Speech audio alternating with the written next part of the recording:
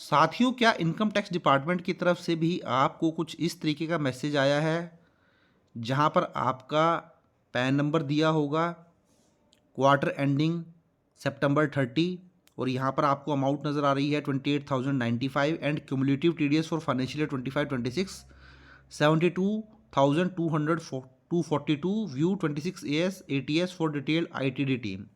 तो देखिए, अगर आपको भी इस तरीके से कुछ मैसेज आता है, जैसे यहाँ पर मैं आपको दिखा देता हूँ, ये मैसेज आता है ITD CPC means income tax department. CPC जो है ये इनका सेंट्रल प्रोसेसिंग सेंटर है बेंगलुरु में, वहाँ से ये मैसेज जो है वो किया जाता है।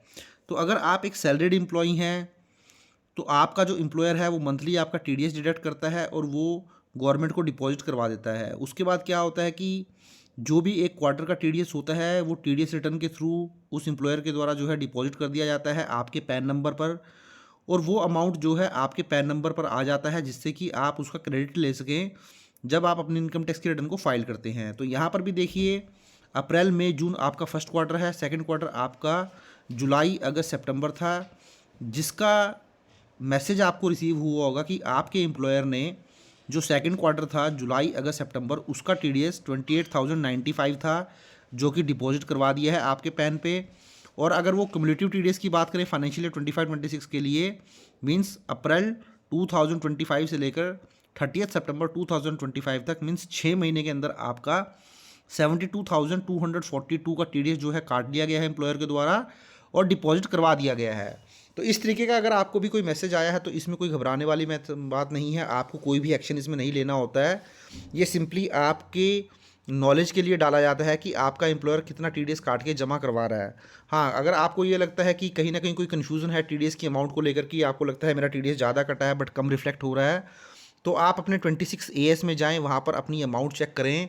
वहाँ पर आपको मंथ ऑन मंथ नज़र आ जाएगा हर महीने आपका कितना टीडीएस कटा हुआ है, और आपको लगता है कि उसमें कुछ सिमिलैरिटी नहीं है, कुछ डिफरेंस है, तो आप अपनी सैलरी स्टेटमेंट उठा लीजिए। उस सैलरी स्लिप के अंदर, सॉरी सैलरी स्लिप मैं बोलना चाहता था, उस सैलरी स्लिप के अंदर आपको पता चल जाएगा कि मंथ ऑन मंथ टीडीएस की रिडक्शन कितनी हुई है और टीडीएस कटने के बाद आपके हाथ में कितनी सैलरी आई है। तो वहाँ से भी आपको आइडिया लग जाएगा।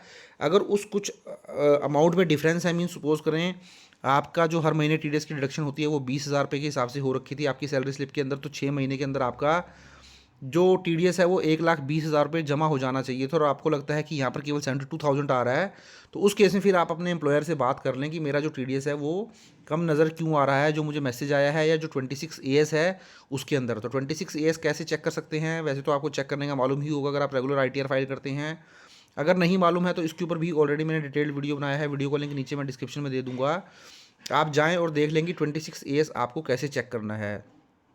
तो इस मैसेज के आने के बाद आपको करना कुछ नहीं है, यहाँ पर इनकम टैक्स डिपार्टमेंट में सिर्फ आपको ये इन्फॉर्मेशन के लिए ही मैसेज भेजता है। तो इस मैसेज के हिसाब से अपने टीडीएस की अमाउंट को आप क्रॉस चेक कर लें, और आपका जो एम्प्लॉयर है फाइनेंशियल ईयर जब एंड हो जाएगा, मीन्स 31 मार्च 2026 के बाद मई या जून में जाकर आपको जो है, मैक्सिमम तो क्या होता है जून के अंदर जाकर ही आपको जो है आपका फॉर्म 16 आपका एम्प्लॉयर प्रोवाइड करता है। उसके बाद अपनी इनकम टैक्स की रिटर्न को आप फाइल कर लेते हैं। अगर आपको लगता है कोई आपका और भी कोई इनकम थी तो वहाँ पर भी टीडीएस अगर बनता होगा, इनकम दिखाते होंगे, तो वहाँ पे आपको सेल्फ असेसमेंट टैक्स पे कर देना होता है। अदरवाइज सैलरी के ऊपर तो आपका सारा ही टीडीएस एम्प्लॉयर जो है वो डिडक्ट कर लेता है। तो उसके हिसाब से आप जो है अपनी आईटीआर फाइल कर लेते हैं।